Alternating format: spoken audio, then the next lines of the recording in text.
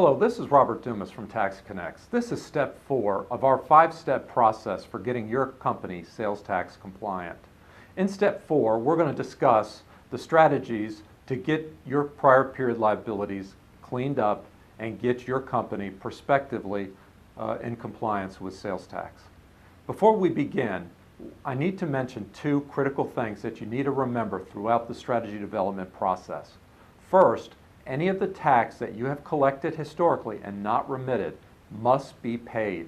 You acted solely as a collection agent for the states, and they expect you to provide to them what you collected on their behalf. Okay? So be sure that as you develop your strategy, part of it includes getting any tax collected paid. The second thing to remember is apply a cost-benefit risk analysis to your strategy. You don't want to pay $5,000 to remit $2,000 of uncollected taxes. So be sure to apply a reasonable cost-benefit risk analysis as you proceed. There are a number of factors that you need to consider as you develop your strategy. Your business model may have changed. For example, when we calculated your exposure, we went back 7 to 10 years in revenue.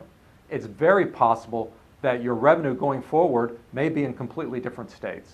Your nexus prospectively may be different than your nexus historically.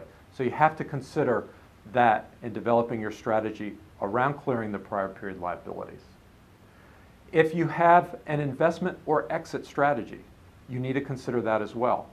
Many finance companies are going to require that you provide evidence that you're in compliance. Additionally, any acquiring companies are going to undertake due diligence. They could identify a prior period liability that's unpaid and hold back a significant amount of your revenue. So consider that as well. Finally, consider your financial situation. If you don't have the cash currently to pay the prior period liabilities, that obviously is going to impact how you remit the historical liabilities prospectively. So consider that as well. There are basically 4 ways you can clear your prior period liabilities. One is just prospective compliance. Register starting with a business start date of today and amortize or roll into your future filings your prior period liabilities.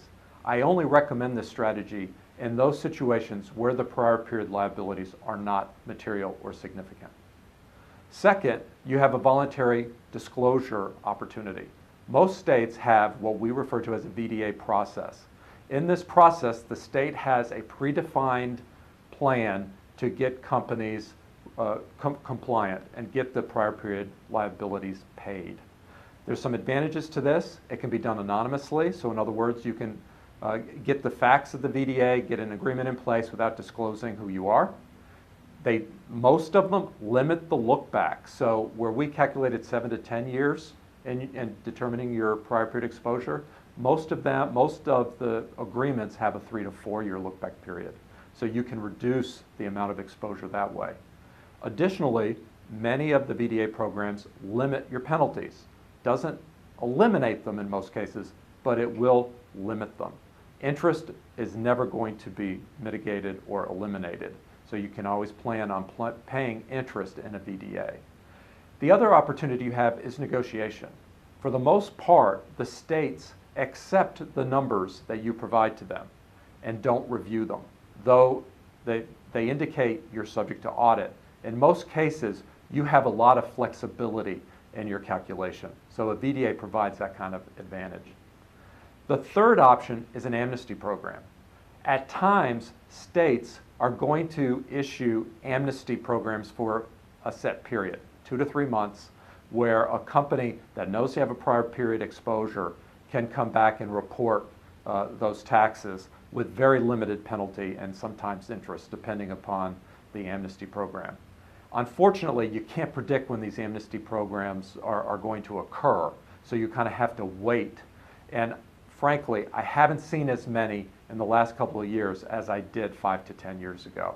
So the risk with that is while you're waiting on an amnesty program, your liability and exposure sits there and or increases. The fourth option is no action. You may determine that your prior period liabilities are not sufficient to pay, and you'll start prospectively complying. In other words, you'll prospectively bill your customers' taxes and remit it to the jurisdictions. So those are your four options: prospective compliance, amortizing your prior period liabilities over your future returns of VDA with the state, waiting on an amnesty program, or no action. In our next video, we'll discuss implementation of your strategy.